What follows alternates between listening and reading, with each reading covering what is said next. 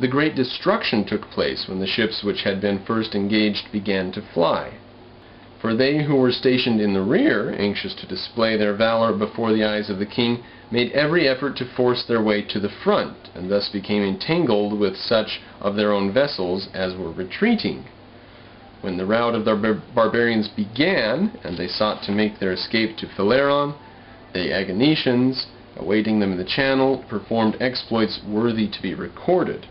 Through the whole of the confused struggle, the Athenians employed themselves in destroying such ships as either made resistance or fled to shore, while the Agonetians dealt with those which endeavored to escape down the straits, so that the Persian vessels were no sooner clear of the Athenians than straightway they fell into the hands of the Agonetian squadron. From Herodotus. Too thoroughly crippled to renew the fight, the Persian fleet retired to Asia. Themistocles wanted to sail up there and destroy the land bridge, so they couldn't get supplies across anymore. But the Athenians said, no, it's too much. We won, let's go home and rest. So instead of, the author here says, that might have ended the war, but instead the war dragged on for another year. Remember, Mardonius was stationed in northern Greece, Xerxes withdraws to Persia, Mardonius is setting up there, does a little bit of diplomacy, then does some attacking, gets slaughtered. Now we skip down a bit, we're still in Hellenic history, Botsford and Robinson. It became clear to Sparta that speed was essential if Athens was to be kept in line. We'll see what that means in a second here. Once again, Attica had been ravaged by the enemy. This is after Persia had burned the Acropolis and destroyed it. The Spartans therefore abandoned their insistence that the stand should be made at the Isthmus and marched north in 479 BC. At Plataea, just across Mount Catherion in Boeotia, the allied Greek army gathered under the command of the Spartan Pausanias, who was the regent for the young son of Leonidas. The Greeks numbered 60,000 to 80,000 men, only slightly inferior to the Persian force under Mardonius. For almost 2 weeks there were maneuvers and counter-maneuvers, until at last Mardonius saw his opportunity to attack the Greeks while they were in the midst of changing their position. The main attack was directed against the Peloponnesians, who patiently waited under the shower of arrows from the enemy's horsemen. But when the main body of Persians had drawn up within bowshot behind their fence of wicker shields, the order to charge was given, and the heavy Peloponnesian infantry dashed at a run upon the enemy's line. Mardonius and those about him fell. The result was decisive. The remnant of the Persian army under Artabazus hurriedly retreated to Asia.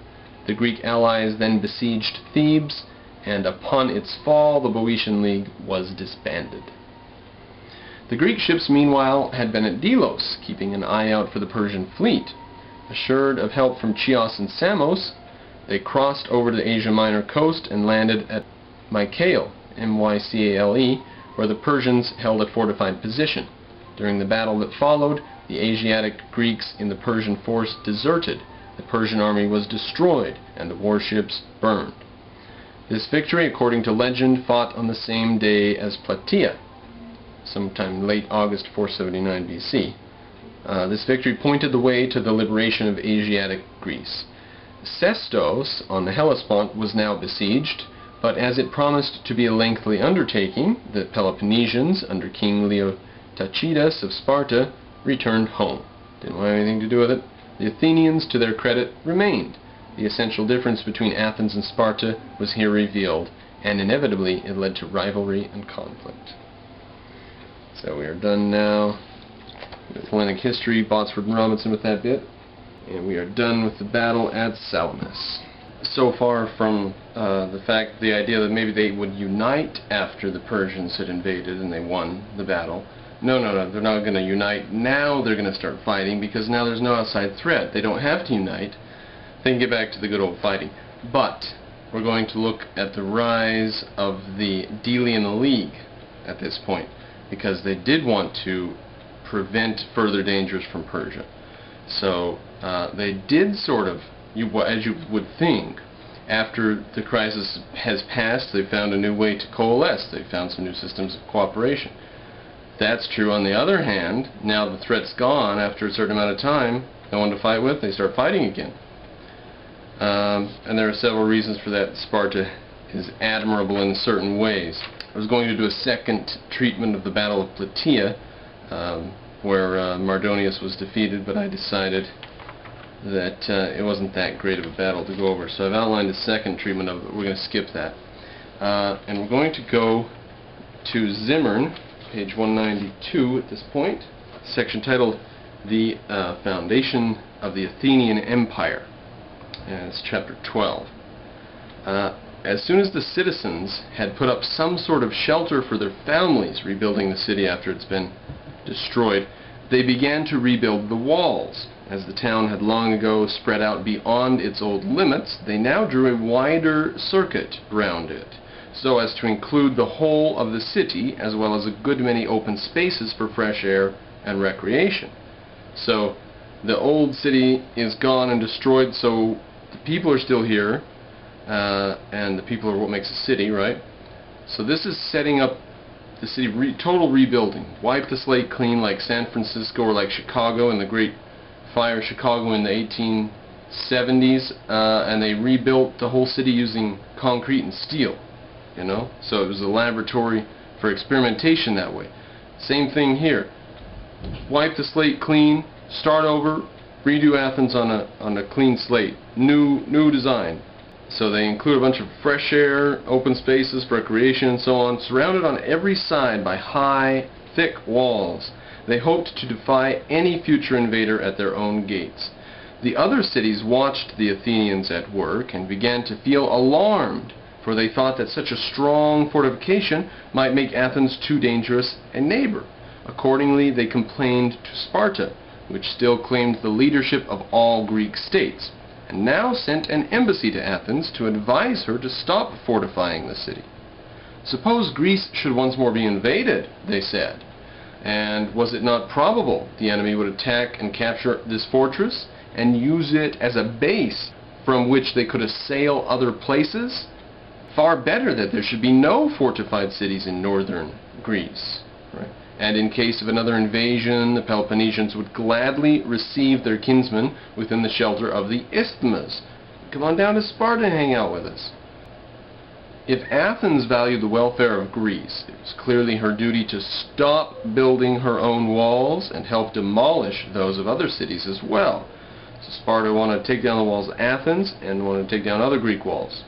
Such were the Spartan arguments, and as Sparta had never had any walls herself, there was a show of fairness about them, though of course the situation of Sparta was such that she was far less exposed to an invader than Athens. The Athenians had no intention of accepting advice thus offered. Still, they did not want to quarrel with Sparta.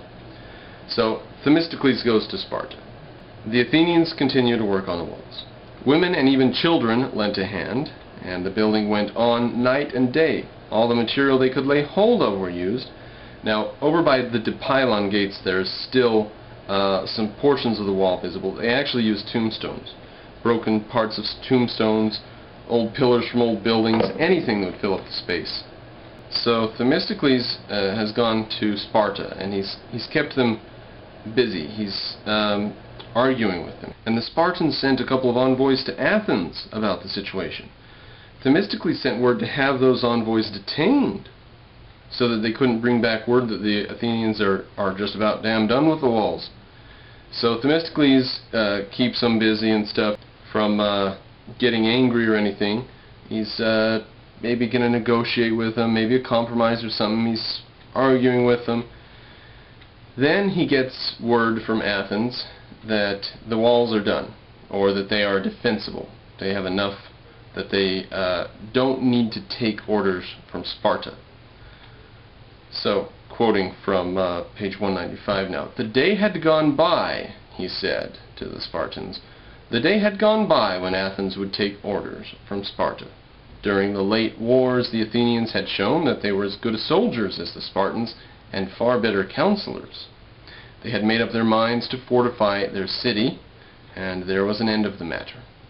The Spartans gave in with the best grace they could, for they realized that there were now two powerful states in Greece, and that from this time forth Athens would claim to take rank with Sparta.